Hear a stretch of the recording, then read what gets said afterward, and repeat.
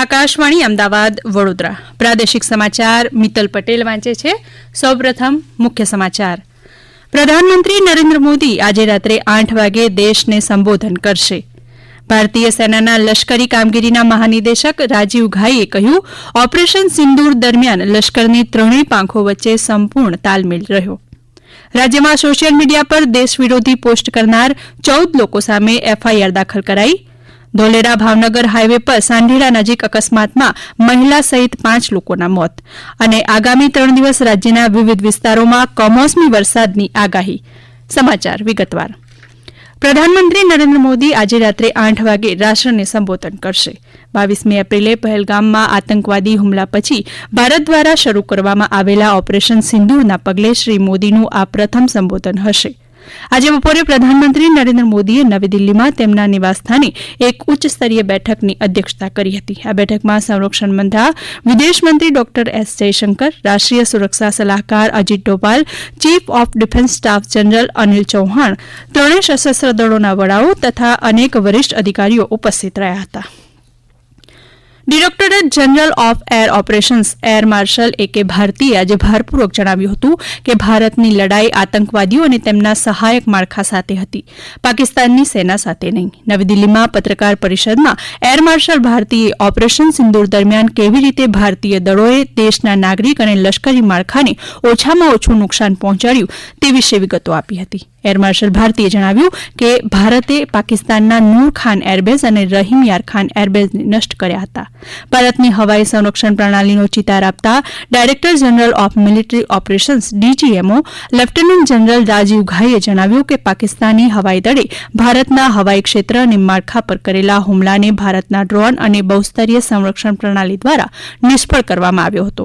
Lieutenant general Rajiv ઘાઈએ કામગીરીમાં સહકાર આપવા બદલ સરહદ સલામતી દળની પ્રશંસા કરી હતી. તેમણે ભારપૂર્વક જણાવ્યું, ઓપરેશન સિંદૂર સામેની તમામ પ્રકારની કાર્યવાહીમાં લશ્કરની ત્રણેય પાંખો વચ્ચે સંપૂર્ણ તાલમેલ રહ્યો હતો. તેમણે કહ્યું કે સરકાર, વિવિધ વિભાગો, એજન્સીઓ અને દેશના 140 કરોડ લોકોનું તેમને સંપૂર્ણ સમર્થન હતું. उनके डायरेक्टर जनरल साहब से लेकर बॉर्डर पर तैनात बीओपी पर पहरा देने वाले आखिरी जवान भी हमारे इस अभियान में बढ़ चढ़कर शामिल हुए और बहुत बहादुरी से उन्होंने हमारा साथ दिया. उनके काउंटर अनार्म सिस्टम्स भी हमारे इस मल्टी टियर्ड एयर डिफेंस ग्रिड का हिस्सा थे, जिसके कारण पाकिस्तान की नापाक हरकतों का विनाश किया गया. आपने सुना ही होगा, जब हौसले बुलंद हो तो मंजिलें भी कदम चूमती हैं.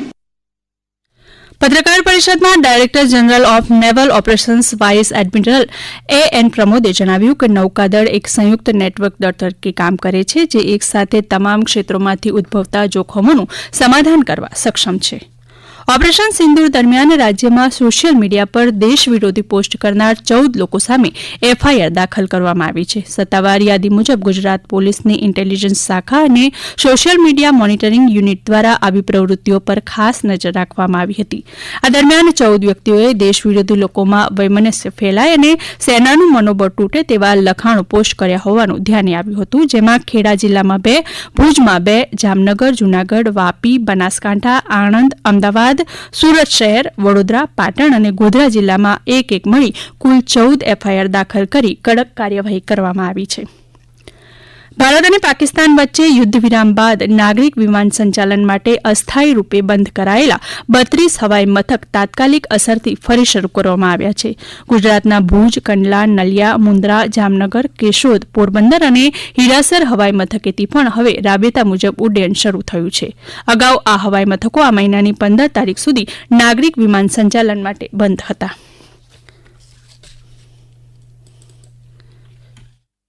આ સમાચાર આપ આકાશવાણીના અમદાવાદ વડોદરા કેન્દ્ર પરથી સાંભળી રહ્યા છો.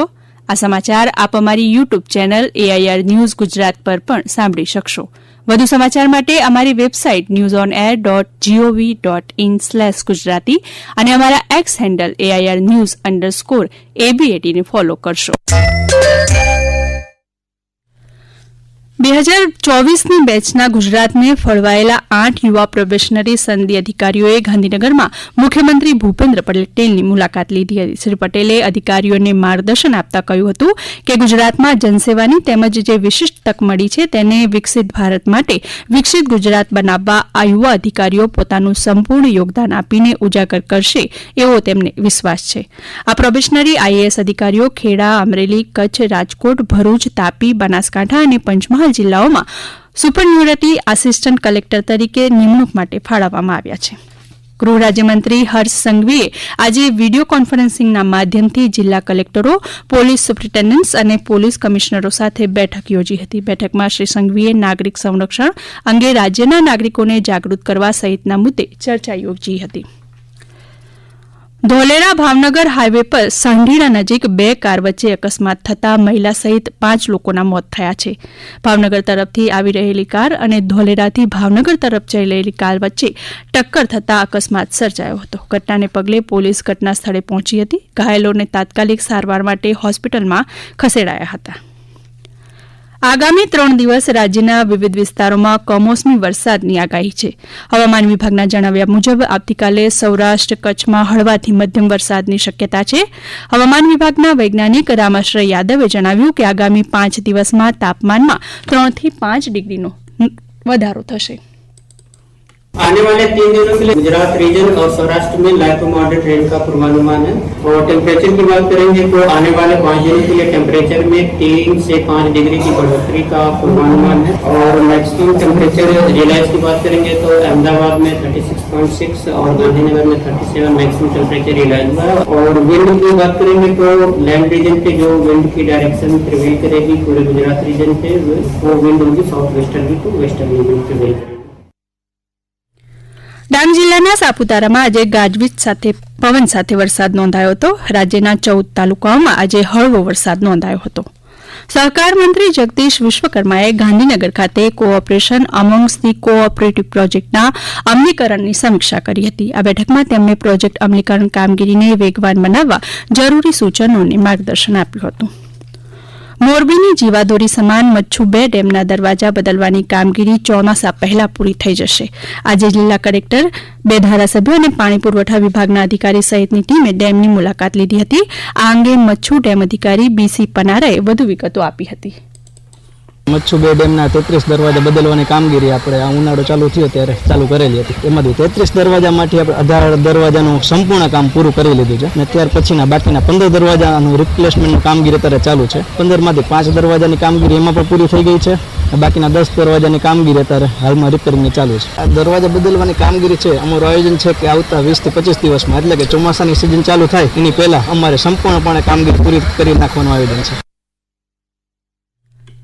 રાજ્યમાં આજે અનેક સ્થળોએ આંતરરાષ્ટ્રીય નર્સ દિવસની ઉજવણી કરવામાં આવી હતી. સુરત સિવિલ હોસ્પિટલમાં ધારાસભ્ય સંગીતાબેન પાટીલની ઉપસ્થિતિમાં નર્સ દિવસની ઉત્સાહપૂર્વક ઉજવણી કરાઈ. દરમિયાન ભાવનગરની સરટી હોસ્પિટલમાં ત્યજી દેવાયેલા બાળકની 79 દિવસ સુધી સારસંભાળ કરનાર નર્સ શિલ્પાબેન બારૈયાની કામગીરીને જિલ્લા કલેક્ટરે બિરદાવી હતી.